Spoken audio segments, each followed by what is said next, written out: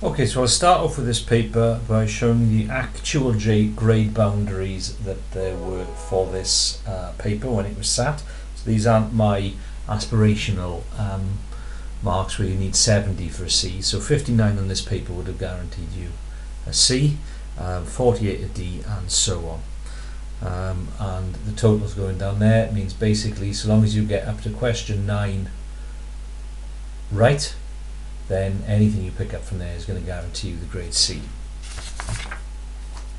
And what I'll do as I go through the paper, I've got the actual exam mark scheme next to me, which will be attached online to the solutions. So I'll try and make sense of the mark scheme for you as I'm going along. So question 1. A car manufacturer sells 6,583 cars. Write down this number in figures. So sort of advice I give you when you're doing questions like that, let's change the focus, is to work backwards. So the 3 is in the units, 80 puts you in the tens, so you're going to go 3, 8, 500, so there's your 583, 6,000 is in the next column, so 6,583 is that. The weekly sales for a local newspaper is that, so it's going to be 6, there's no 10, so it's 406, 3,000s and 110,000, 13,406. So you have to write that in words.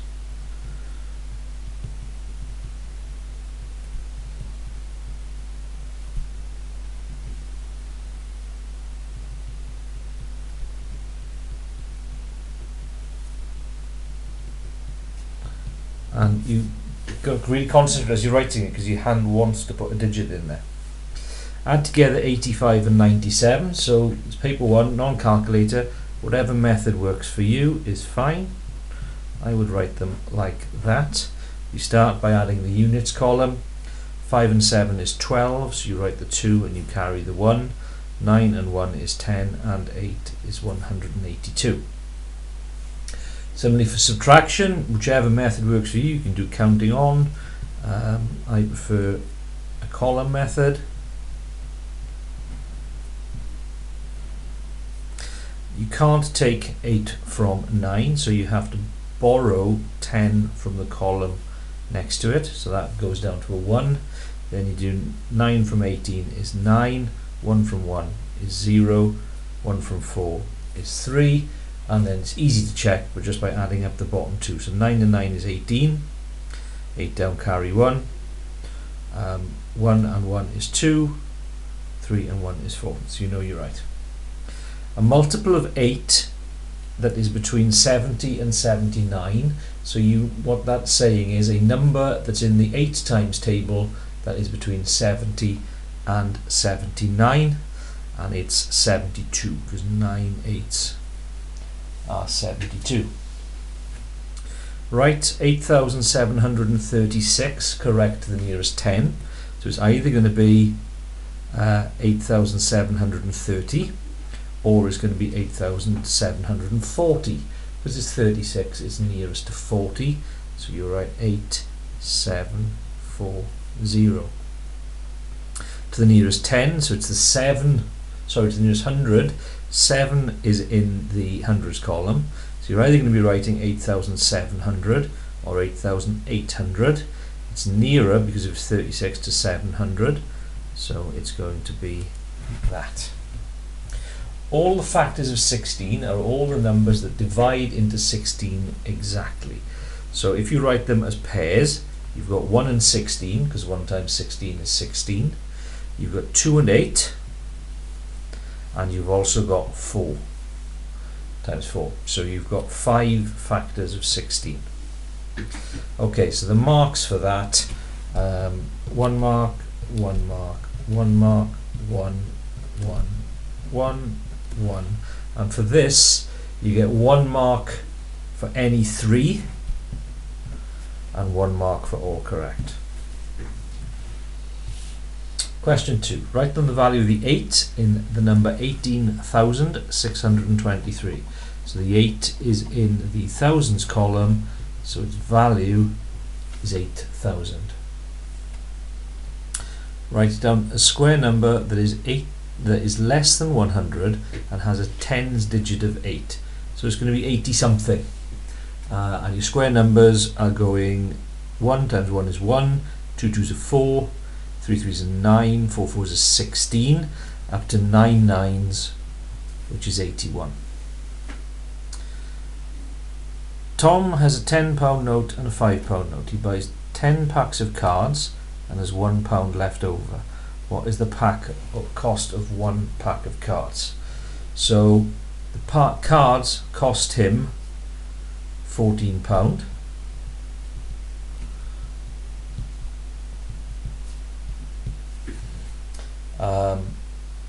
For 10 packs, because he had £15 and there's a pound left over. So you're going to do 14 divided by 10, which is £1.40 each. What percentage of the discs are black? Now you can see that there are 2, 4, 6, 8 discs, 2 of which are black. So that's basically a quarter of them that are black. But they don't want a quarter, they want it as a percentage. So you have to write that, and you should know that a quarter is 25%. Showing all your working, find an estimate for the value of 74.6 times 99.7. The key thing there is the word estimate. It's not testing your ability to do a long multiplication to actually work it out. They want you to make it as easy as possible. So what you would do is to round that to 75 or 70, and that to 100, and then you would do that. So 75 times 100 is 75 followed by 2 zeros, so 7,500. And then F, write down the smallest prime number that is greater than 20. So prime numbers are numbers that only have themselves and 1 as factors. So for example, 7 is a prime number because only 7 and 1 go into it exactly, whereas 8 isn't a prime number because 2 goes into it and 4 goes into it. So if you're looking beyond bigger than 20, 21 isn't a prime number because 7 3s are 21. 22 isn't a prime number because it's even, but 23 is a prime number. The only thing that divides into 23 is itself and 1. So on the mark scheme, 1, 1 for part C. There's 1 mark for the method of working out 14 and 1 mark for the method of dividing by 10 and 1 for your answer, 1 for 25%, 1 for your method of what you're rounding, and 1 for the answer, and 1 there. Question 3 is a formula question. Word formulas. So profit equals number sold times 24, take away the outlay. Find the profit when the number sold is 20. So profit is still there, times 24, take away 150. 20 times 24, this is a non-calculator paper. 2 times 24 is 48, and then you're going to add a 0 because you're multiplying by 20, not 2. Take away 150 is 330.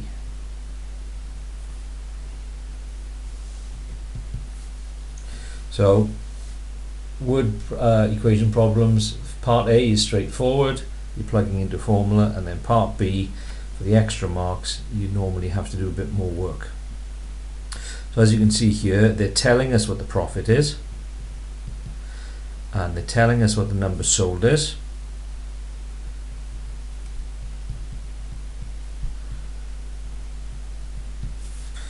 and we need to work out what the outlay is. So work out the multiplication. And then from there, you can usually deduce it. What this is saying is, what have I got to take away from 240 to make 180? And the answer is 60s. 240 take away 60 is 180. So the outlay is £60. 1 mark for plugging in, 1 mark for the answer, 1 mark for plugging in, 1 mark for the answer. Okay, so these are the names that you need to know. First one is a cone.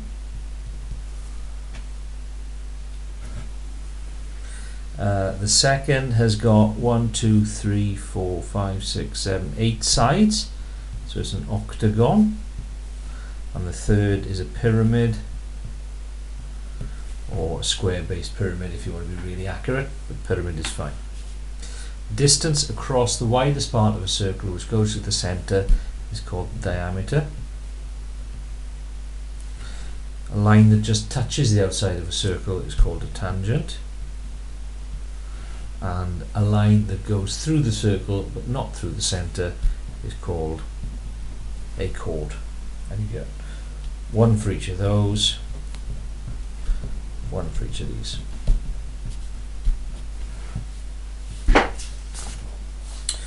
Part C is symmetry.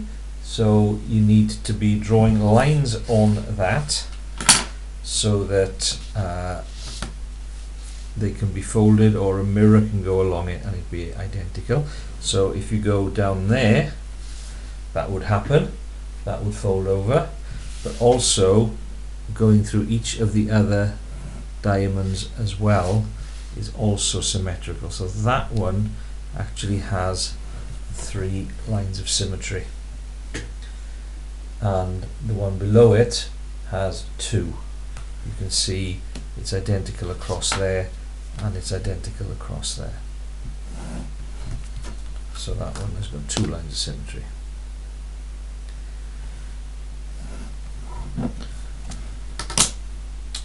Okay, so marks for that. 2 marks if you've got all 5 lines of symmetry, and 1 mark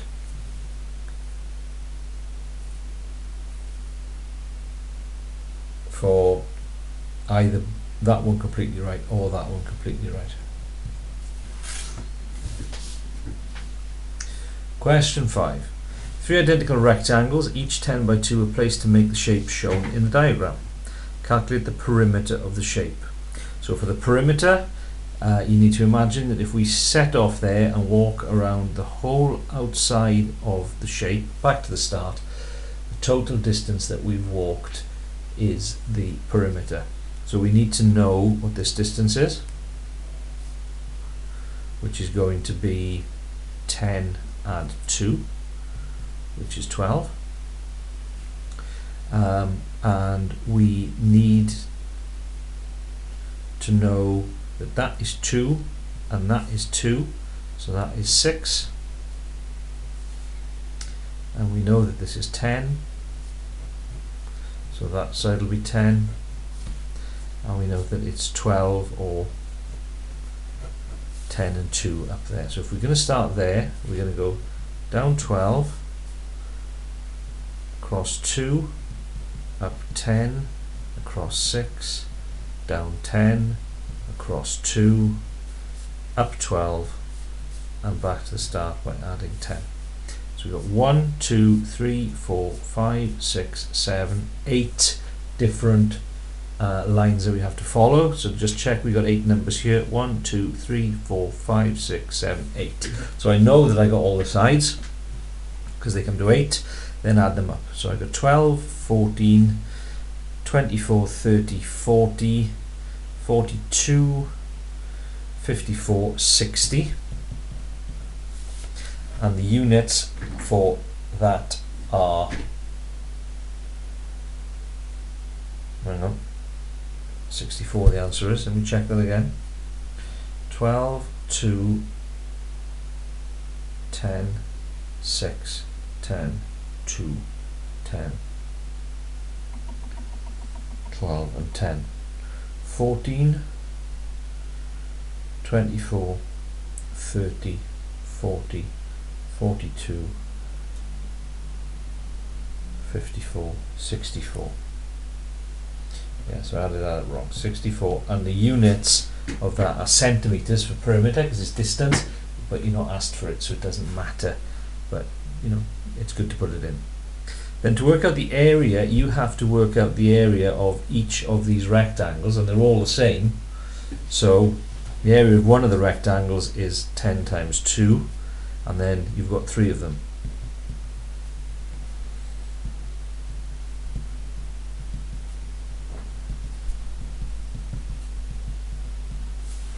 So the total area is going to be 3 times that.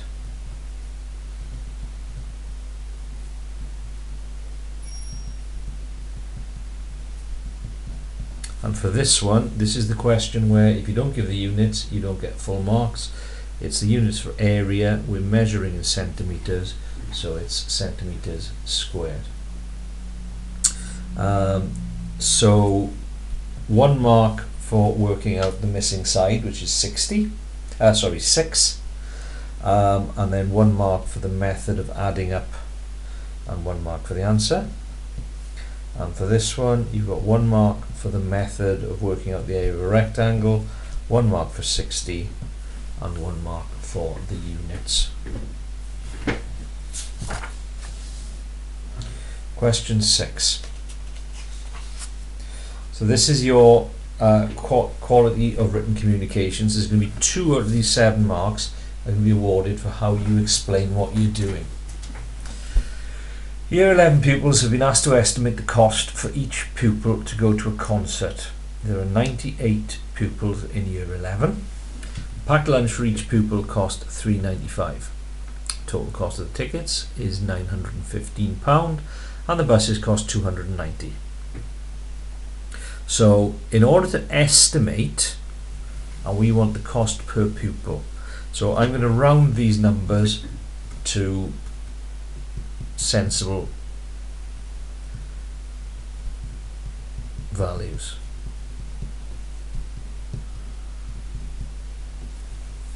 So I'm going to use 100 pupils, £4 for a meal, for lunch, £1,000 for the tickets, or £900. Let's go with £900.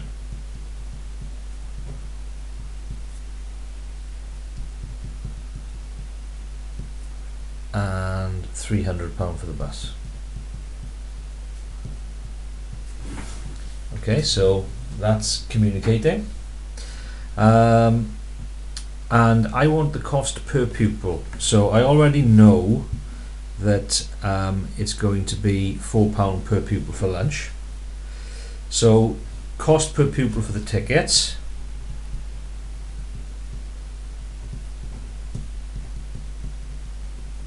will be 900 divided by 100,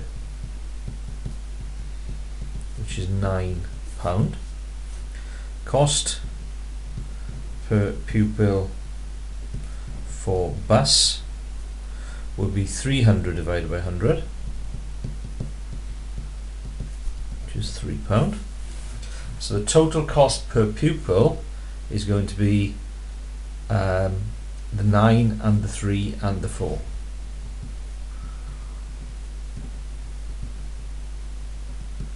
Will be 9 plus 3 plus 4 is £16. Okay, so for that you're going to have a method for the £9 and an answer, a method and an answer for the £3, an accuracy answer mark for the £16, and then Q2 for explaining what you're doing. So telling you what you're doing, telling them what you're doing, telling them what your answer is. Question 7. Following table shows for 5 different days the temperatures at midday on 2 different days. The change of temperature between the 2 days. Complete the table. So what I always advise you to do with any table is look at one that they've completed for you and make sure that you can make sense of it before trying it yourself. So you can see their Bangor is completed. So on the first day the temperature was -4, -4. On the second day it was 2, so it's got warmer because it's gone from negative to positive, and it's gone up by 6 degrees. Okay, so I'm happy with that. So this one is going from warmer to colder, so it's going to be down, and it's gone down from 3 to 0, which is 3, and then from 0 to -2, which is another 2, so it's fallen 5. Glasgow started at -1 and is getting colder. It's going down another 3, so it's going to go down -1, -2, -3, -4. Moscow has gone from -2 to -6, so it's gone colder. It's gone down, and it's gone down 4 places. And then finally, here at the end of the second day, it's risen by 2 and it's at -5, so it must have been 2 degrees colder on day 1 for it to get warmer. So those are what you're looking for there, and there's 1 mark for each row.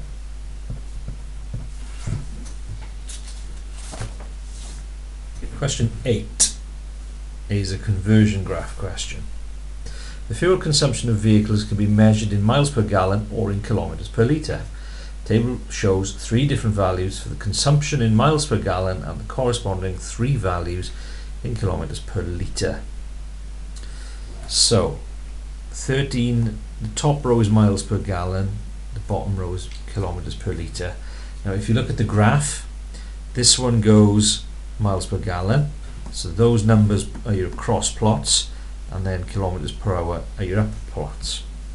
And what advice I always give when it comes to doing a graph is before you plot anything, you work out how much each little square is worth on each axis. So on this axis you're going from 0 to 10 in 10 plots, so each square this way is 10 in 10 jumps.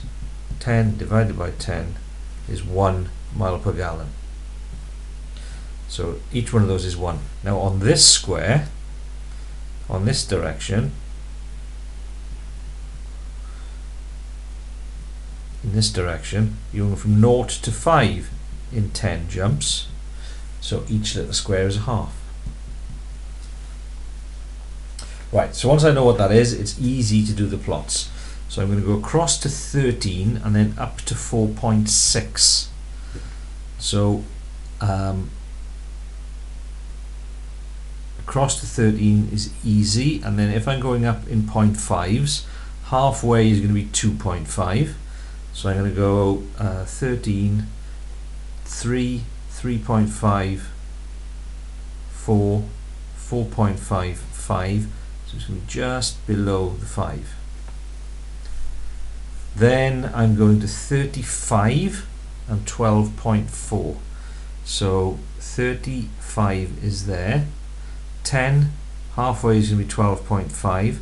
So it's going to be just down from halfway. And then 60 is going to be 21.2. So 20, 21, 21.5, just below there. Find an estimate in miles per gallon for 40 kilometers per litre. So it's a conversion graph, so it'll go through 0, 0. Because if you've got no miles per gallon, it's 0 in both forms. And then you want to do 40 kilometers per litre. Now the trick or the trap here is it doesn't go up as far as 40 kilometers a metre, but it does go to 40 miles per gallon. So a common mistake is to assume, oh, I've got to use that one and read it that way, and it's not. Okay, we've got to use 40 kilometers. It doesn't go up to 40, so you read off 20. So 20 kilometers per litre. Mark it on your graph so you can show the examiner that you haven't fallen for his trap. So I'm going to take 20 and I'm going to read it down off the graph.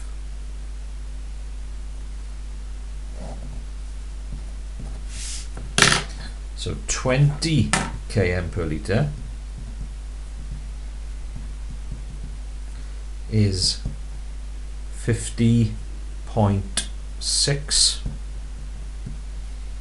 sorry, 56, not 50.6, is 56 miles per gallon.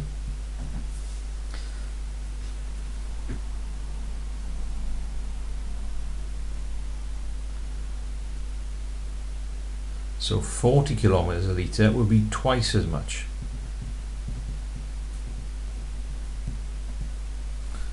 Will be twice as much. If you're doubling that side, you'll be doubling this side as well. So that would be 112 miles per gallon.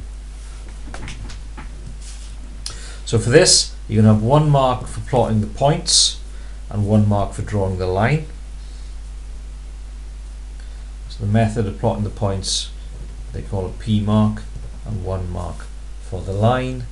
And then you can have a method which is pulling off the 20 and doubling, and 1 for the answer of 112.2. Question 9. Where do the C grades kick in here? So the C grades kick in at question 10. Okay, so question 9.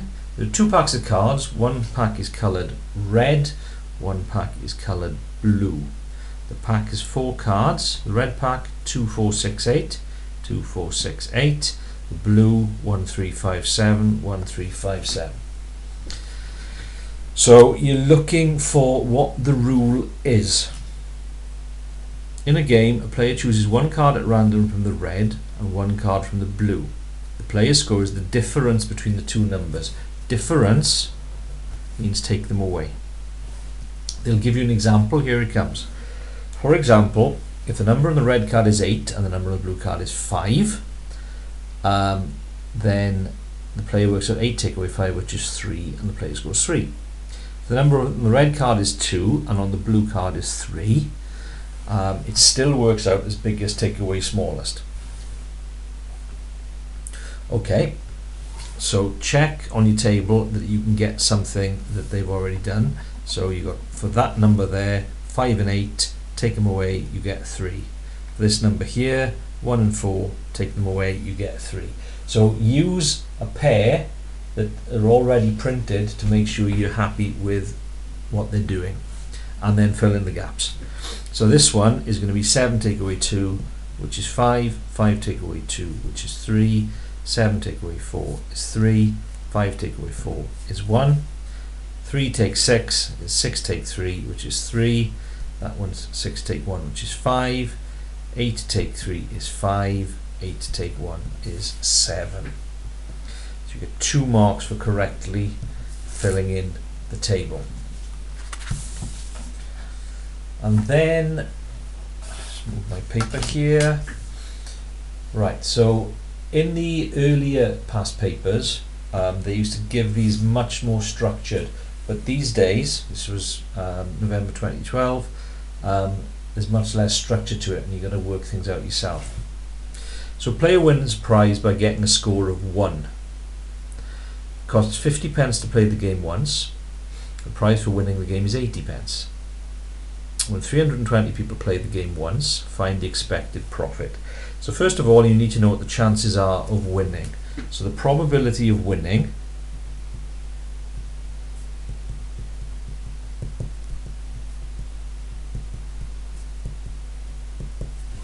so we're going to write it as a fraction. The number on the bottom is the total number of possible outcomes for the game, which is 1, 2, 3, 4, 5, 6, 7, 8, 9, 10, 11, 12, 13, 14, 15, 16. So the chances are going to be out of 16.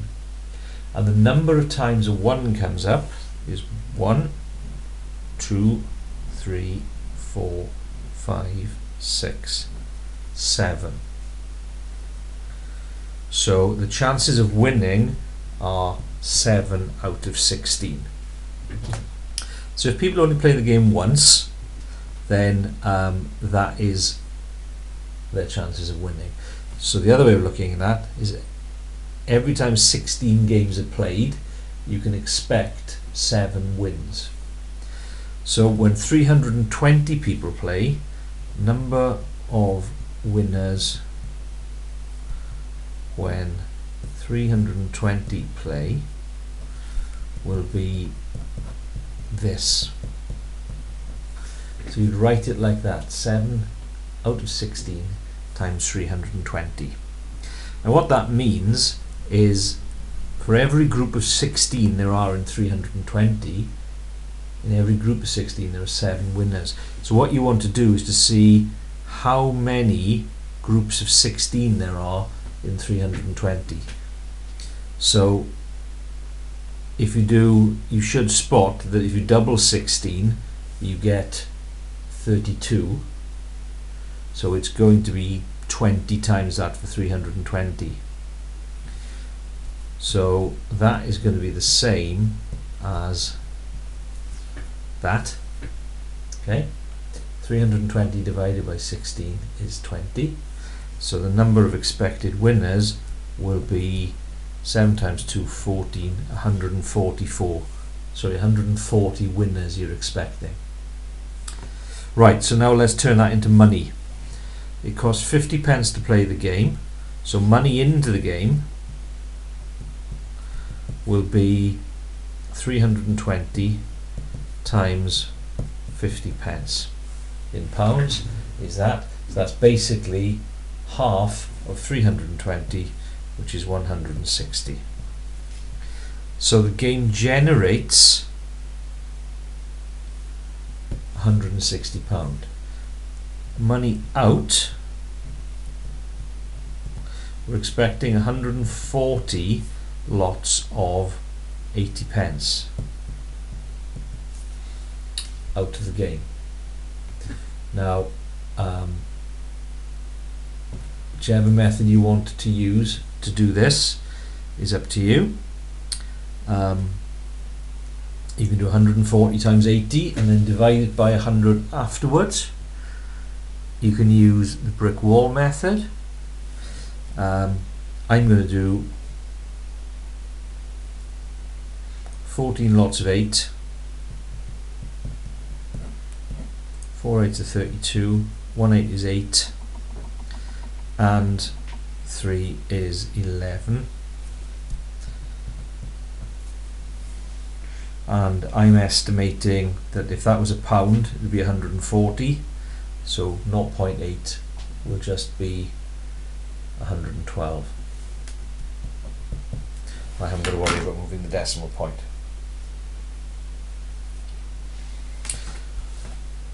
So, as I said, in older papers, when you have a look, if you have a look at the Games of Chance chunk of work on the website, it's much more structured. It asks you for this, then this, then this. You've got to do more of it yourself these days, but as long as you practice, it's exactly the same. So the mark scheme for that is 1 mark for the probability, 1 mark for 140, then it's 1 mark for working out the money in or the money out,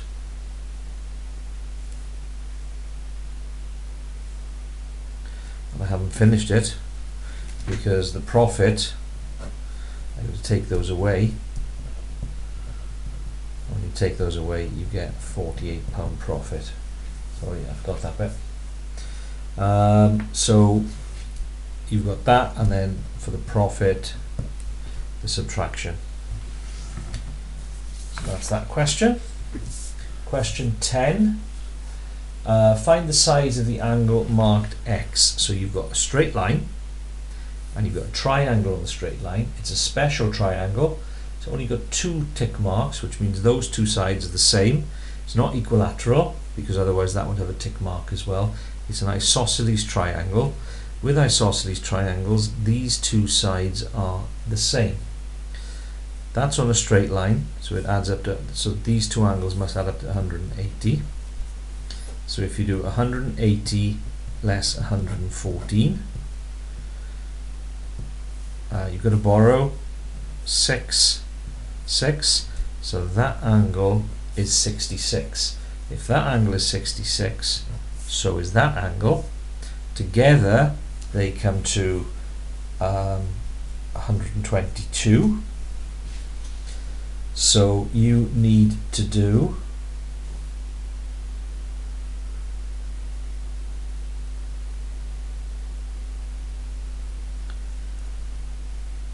180 less 132, sorry. Okay, so there's 66 plus 66, which is 132. So then you've got to do 180 take away 132. Again, you've got to borrow 8, 4, so it's 48 degrees. So the marks for that, there's 1 mark for getting 66, and then there's 1 mark for the method of identifying with an isosceles triangle, they're the same, and 1 mark for the answer. And then for B, you need to know that the angles inside a quadrilateral add up to 360. Here's my straight line, so I've got to do 180 take away 106, 4, 7, so that's 74.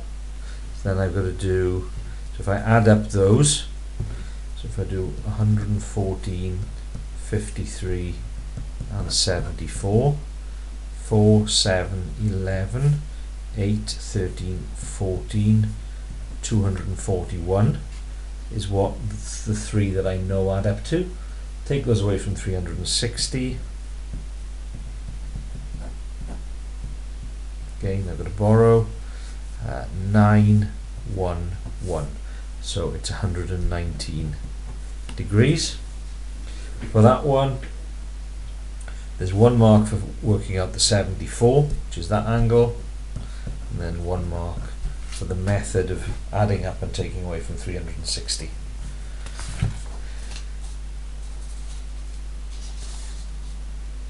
Question 11 is a coordinates question.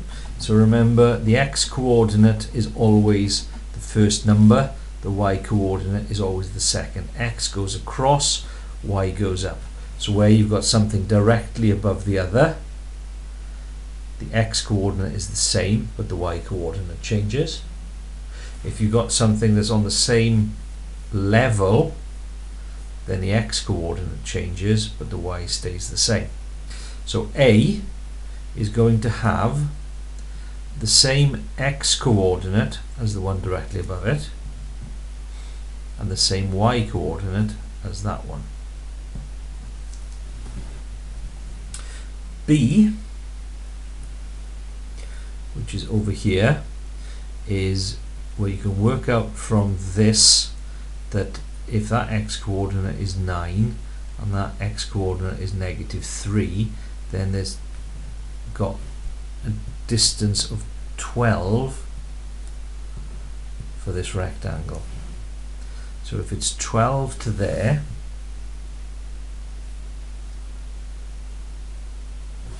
then B is going to be 12 on from there. So if that x coordinate is 14, this x coordinate is going to be 12 bigger, which is 26. And then you can see from here that the height of this rectangle takes you from 5 to 9, so it must be 4 in that direction, which means this is 4 below 0, so it must be -4. And then to work out C is more complicated. So if I know that that is 26 negative 4,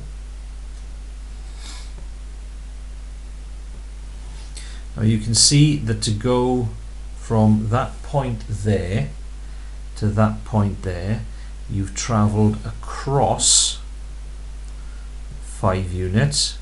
9 add 5 is 14, and to go from there to there, you've gone down 9 units, because you've gone from 9 to 0. So to go from B to C, you've got to go down another 9, and then you've got to go across that way 5. So at that point you're at 26. So if you're going back 5, you're going to end up at 21. And if at that point you're at negative 4 and you're going down another 9, you're going to end up at negative 13. So there's basically 1 mark for each of those. Question 12. Scatter. It's been drawn for you, so there's no marks for plotting it. And it's showing the price and age for each of 10 cars of the same make and model. So as with tables, pick a point and translate it. So that point there is telling you that a car that is 1 year old is worth £4,000. Write down the price of the new car. Well, the new car would be 0 years old, so it's 6,000 and a bit. Let's work out what each square represents. So we're going from 2,000 to 0, so 2,000 in 10. So each square is 2,000 divided by 10. Sorry. Yeah, put too many notes there. 2,000 divided by 10 is 200. So each little square is 200. So 6,200, 6,400. Right, then the price of the oldest car. So the older the car is, the further along year it is. So there's the eldest. It's £2,000. Draw by eye the line of best fit on the scatter diagram. So you want your ruler to be roughly the same sort of gradient, the same sort of slope as the majority of your points. So I'm going to go there.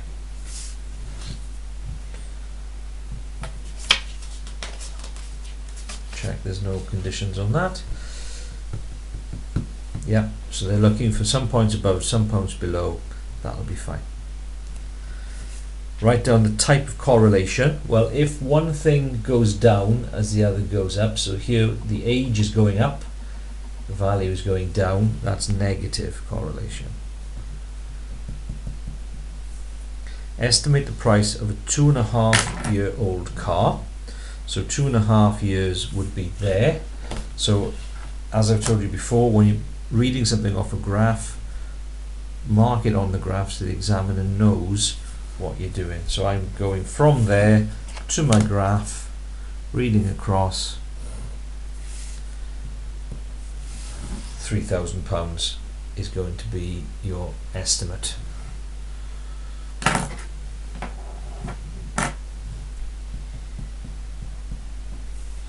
Okay, so there's 1 mark for each part of that question. Question 13, factorize. Now when you're factorizing, you are looking for things that are common to both. Now you can write 24 as 3 times 8. So rather than writing 24x, I'm going to write 3 times 8 times x. And then the other part of it is plus 3. So you can see that 3 is common to both bits of it. 3 times 1. So I can take 3 out of my bracket, and if I take 3 out of the first thing, I got 8 times x, which is 8x. And if I take 3 out of the second bit, I get that. Check it by multiplying back out. So 3 times 8 is 24x, 3 times 1 is 3. Same idea with this. I can write x squared as x times x, and I can write 6x as 6 times x. So what's common to both is an x. If I take an x out of there, I got 1 left. And if I take an x out of there, I get 6. And check by multiplying it back out. X times x is x squared. X times negative 6 is negative 6x. For expand, I've got to do the opposite of what we've done up there, which is get rid of the brackets. So you have to do 2x times x cubed, which is 2x to the power of 4, because you've got x times x times x times x, and then 2x times 6 is going to be plus 12x. 2 times 6 is 12, and you've got the x there as well. Solve x over 3 plus 15 equals 25. So the first thing we have to do is get rid of the add 15. You do that by doing the opposite of adding 15, which is take 15, and you have to do that to both sides. So the left hand side now has just got x over 3, the right hand side has got the take away 15. We can work out what that is. It's 10. Now to get the x on its own, we have to get rid of the over 3. Over 3 means divide by 3.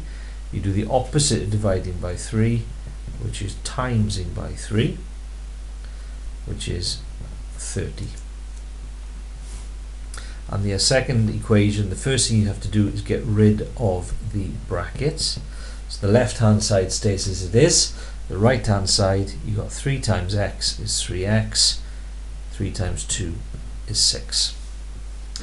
Then what we want are the x's on their own, so on one side, so I'm going to get rid of that add 3x by taking 3x off. So all that's left on the right hand side now is 6. 5x take away 3x I can deal with, it's 2x.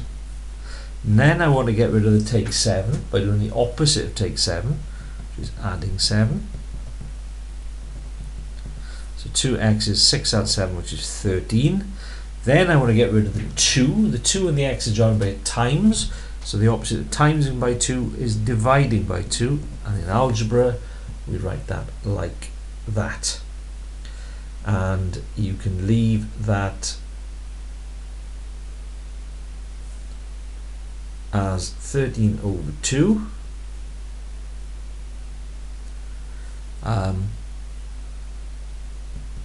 But you can also write it as 6.5 or 6.5 or 6.5. So you got 1 mark, 1 mark, 1 mark for each term.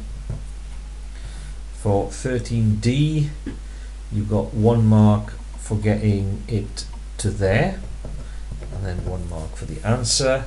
And for part C, you get 1 mark for getting rid of the bracket, 1 mark for 2x equals 13, and 1 mark for your final answer. Question 14. A community hall has a large number of rectangular tables and a large number of chairs. The tables can seat up to 13 people along each of the longer sides, and seat up to 3 people along each of the longer sides and 1 person at each end. A street party is being organised using the community's halls, tables and chairs. Tables are joined and placed in a long straight line. Tables meet edge to edge to form the line. What is the least number of tables needed to seat 164 people? So the best thing to do here is to just get some sort of idea about what's going on. So if we've got 1 table, it's going to have 3 people that side, 3 people that side, and 1 on each end. So that's 1 table.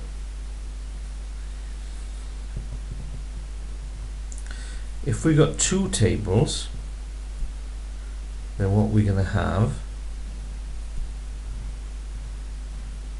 is 3, 3, 3, 3, and 1 on each end. So if I draw this up as a sort of table, number of tables, number of chairs, one table has got 8 chairs, two tables is going to have 12 plus the 2 is 14, three tables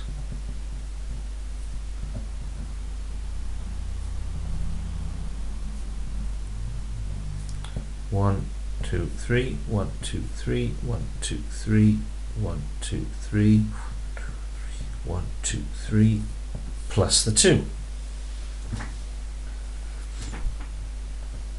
So hopefully what you can see happening here is that each table has got 6 on. So every time you add a table, you're adding 6. So 3 tables will be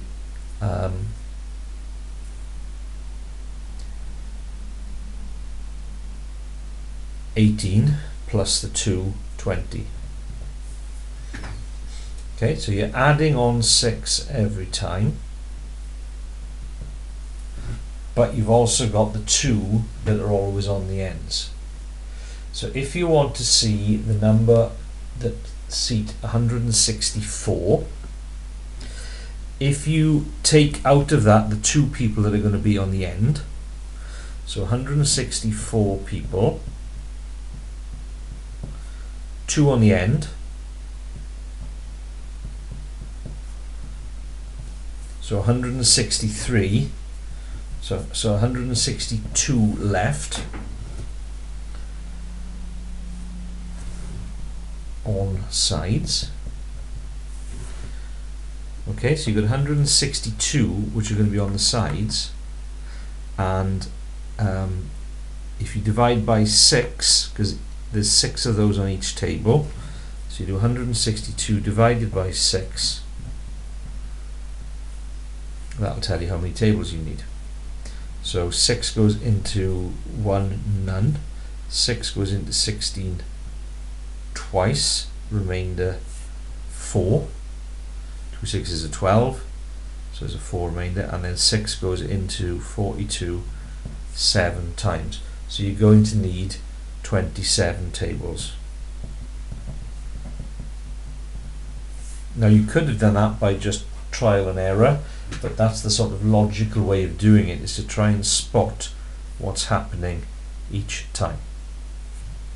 There are n people sitting around a straight line of tables. There are no empty seats. Write an expression in terms of n for the least number of tables needed to seat these people.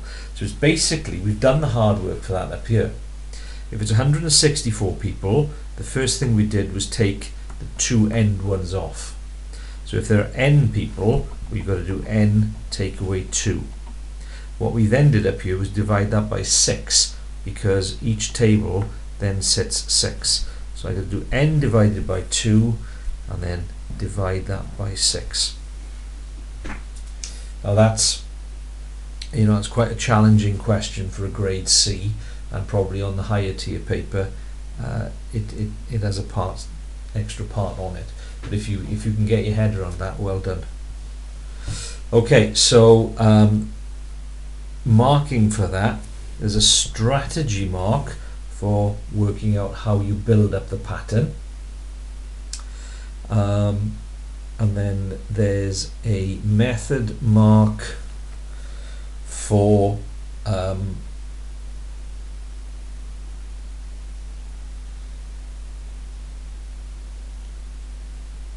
coming up with the idea that you've always got these 2 on the end, so you're going to take them off, and then you've got 1 mark for basically doing the subtraction and division, and 1 mark for the answer, and then there's 3 marks for your attempt at coming up with the algebra. Okay, so that's a nasty question. Roz and Simon each throw a fair dice. Calculate the probability that the sum of the 2 numbers obtained is 4. So the sum means add. So when you add two dice, so the best way of doing this is to think about what numbers you could add together on a dice to get 4, and then out of how many different ways of doing it are there.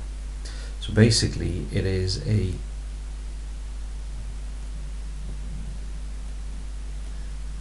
so the fair dice, so you have 1, 2, 3, 4, 5, 6.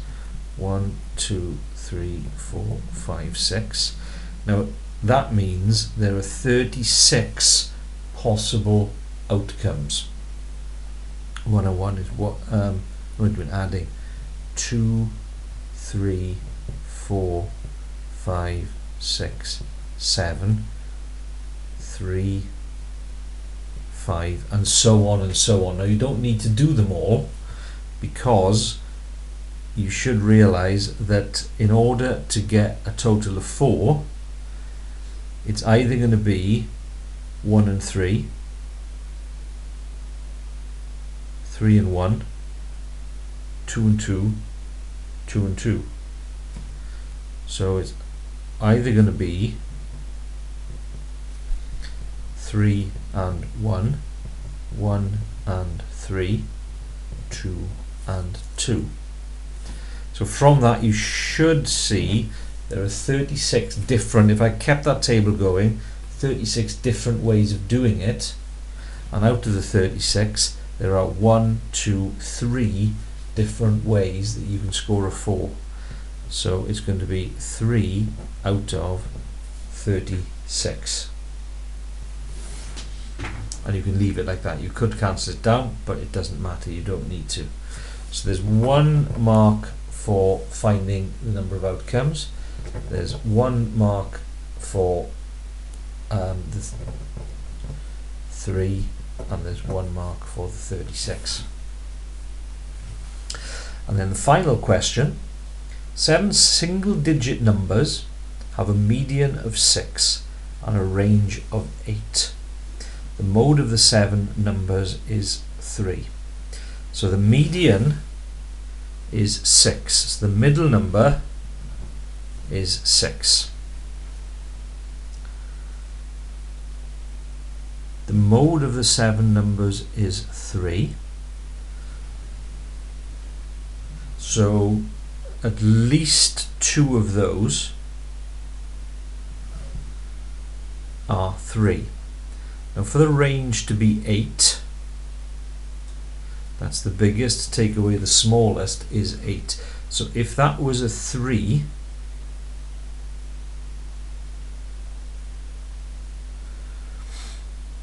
then the biggest number there would be 11, which it can't be because they're single digits.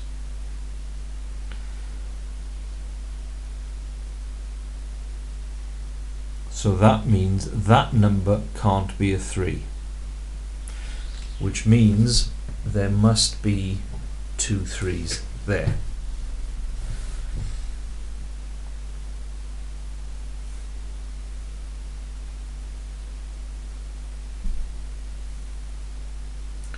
For the range to be 8,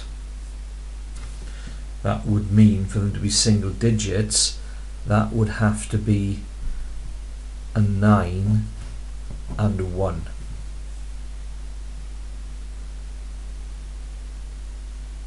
Because otherwise it can't be, you wouldn't have a range of 8. If that was 8, then that would have to be 0. So we've got 1, 3, 3, 6. So those two there can't be the same, because if they were the same, if it was a 6, then you wouldn't have the mode, which is 3. So it has to be 8 and 9. So the middle value is a 6. You've got 2 3s, which is the mode, and the range is 9 take away 1, which is 8. So you get 1 for each of, so you get 1 for getting the median, you get 1 for the mode, you get 1 for the 1 and the 9, and you get 1 for the rest. So the last couple of questions there were quite challenging, but if we look back at the grade range, you know, so long as you're picking up marks down here and you're getting most of the first half of the paper right, you don't have to worry about what you're getting or what you can't do at the top.